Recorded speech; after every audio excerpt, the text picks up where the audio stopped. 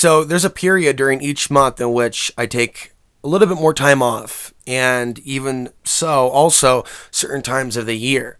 So maybe once every 3 to 4 months, for example, where there just be an intention to take some time off because of the energy. And sometimes that occurs more often than normal. And taking time off from what exactly? Is it necessarily taking time off from speaking about things or writing about things, or is it taking time off away from consuming the internet, which is more specific or general rather than social media? Internet addiction is more general and a little bit more specific and a little bit more accurate. And then if we zoom out from there, it's digital addiction, which would include video games, which would include watching DVDs, which would include watching YouTube or watching videos or things of a video-oriented nature. You know, I think video editing, I don't really think that's addictive. That's actual work. So I think video editing is in a different category, and where I'd like to be in my own life is to where video editing is taking up more of the percentage of that which I'm doing on the computer to begin with more of the videos, right, where someone's talking about something interesting, I may be, in many cases, converting that to an MP3. And I lost one of my audio recorders, or players rather. I dropped it on the ground, and it broke a couple months ago. So I'm going to get another one of those. They're about $7 when I can afford it. And this month is tied to where it's down to the dollar.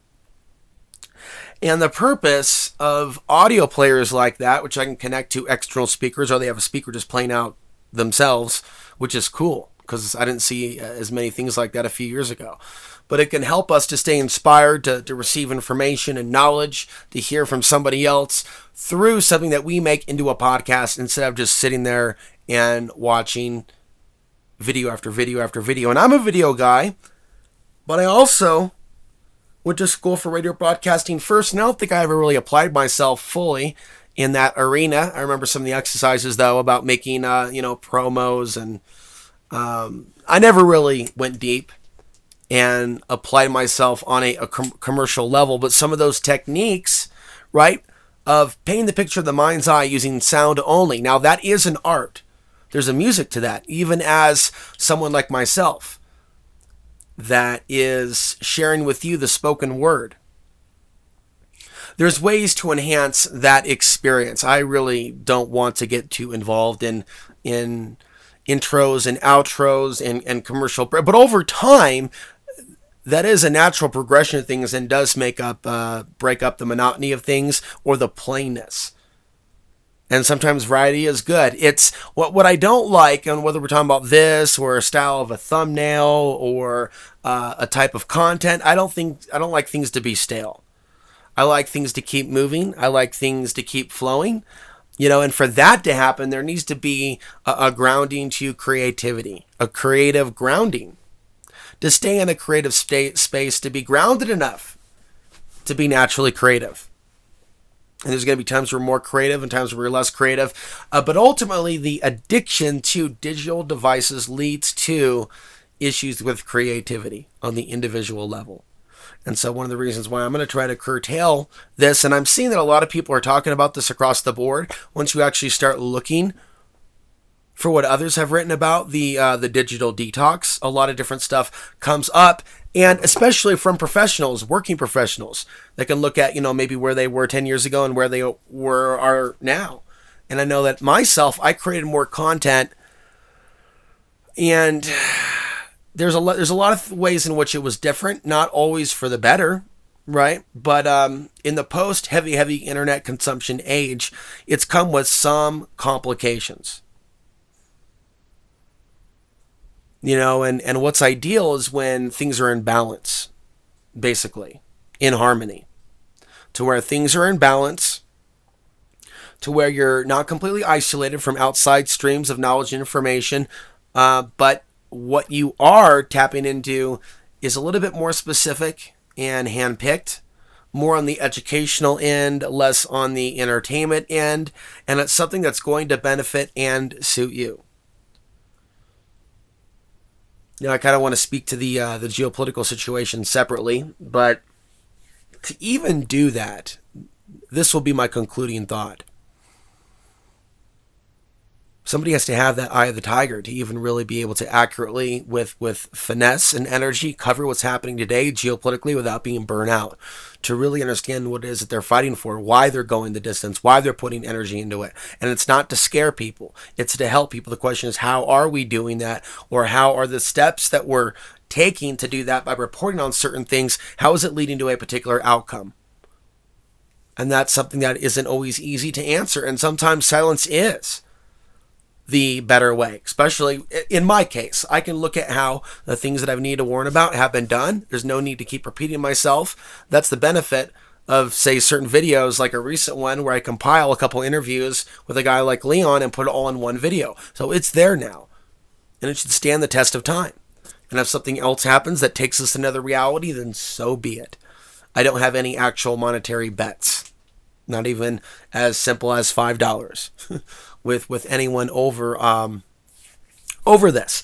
But what will be said about the geopolitical situation, other than the fact that it's staged, is that it has the effect of people tuning out, numbing out, going, I don't want to hear it, don't tell me about the news, and viewing people that will tell them about updates in the world in a negative way. Like, oh, there's another fearmonger. Why?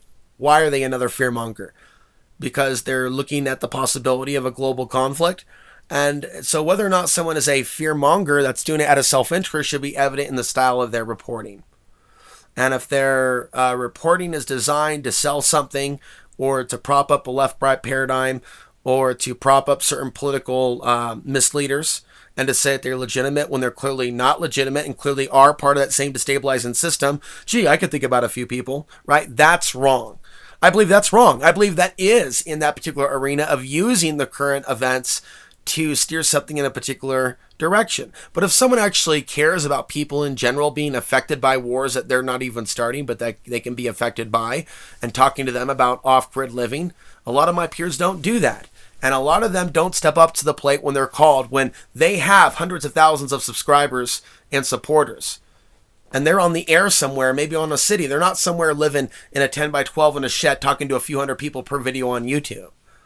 A guy like me really has to go beyond the ego of thinking that I need to be at a certain level. Just simply to survive and see value in my content, I have to go beyond typical male ego to even keep going, because I'm clearly not doing this in a typical way, saying typical things, resulting in typical outcomes. And I've been doing this 14 years. Some could say, why don't you have a few 100,000 subscribers? And I could say, and I for one thing, see the algorithm as an issue, but other people want to be told what they want to hear, and they also prefer things a certain way. And I'll leave it at that. And I can't conform to things being presented a certain way. Some things I'm physically unable to do, and some things I just won't do. And I know that there's wisdom in knowing the difference, and I believe that there is an issue such as ethics and reasons why, right? Certain slantings to the left-right paradigm and leading people astray and getting involved and seeing viewers as something to exploit. These are things that other people build into their business plan, and I don't. Because it's not an issue of numbers. It's an issue of the quality of the message and the idea of something being able to take something from the broadcast, from the podcast, whatever you choose to call it. But it's outside the box of really a label. But it's like, it's a place through my own digital detox, a strong place that I aim to be, where I can more effectively and more commonly talk about these things, either online or I would even say in person in the future, PowerPoint presentation, maybe at a library somewhere, maybe at a church somewhere, maybe at a room where they normally have AA meetings, but it's not AA that day, and maybe 50 of us are going to gather somewhere in Portland, Oregon, or Los Angeles, or maybe New York, or maybe that's not my destiny to leave this place. But it's like people can receive the warning and see the black and white reality that these nations are building weapons, and then it can also see how their thoughts have power too. And the question is, certain things may be already destined to take place within this planet that have nothing to do with where your thoughts happen to be. But where your thoughts happen to be may have something to do with whether or not you survive, or whether or not you end up with in one circumstance or around safe people or around dangerous people. And that includes places, safe or dangerous places. Our thoughts and our actions can have an impact on where we end up.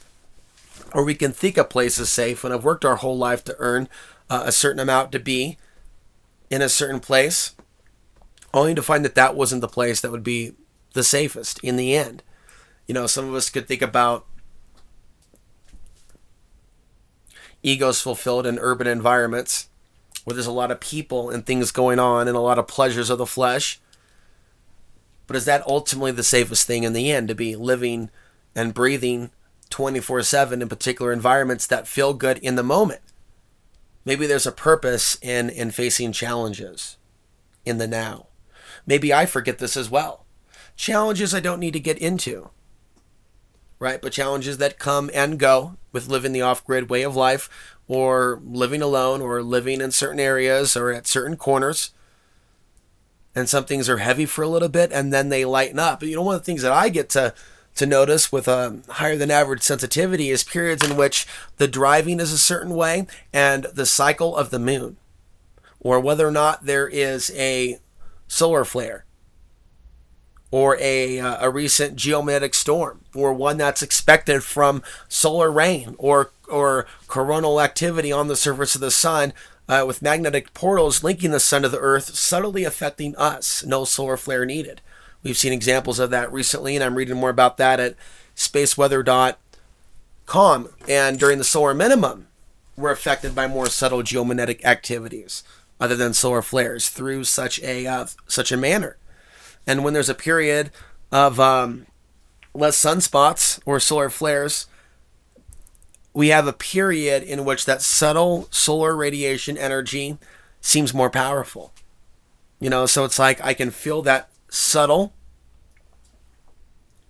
change and then notice changes within myself, increased brainwave activity, you know, or increased activity with something regarding the internet, or my own emotional reactiveness ratio to that event. And even more so if that event is a manufactured event. And I've already been talking about manufactured events being used to redirect and harvest our emotions for a number of years now.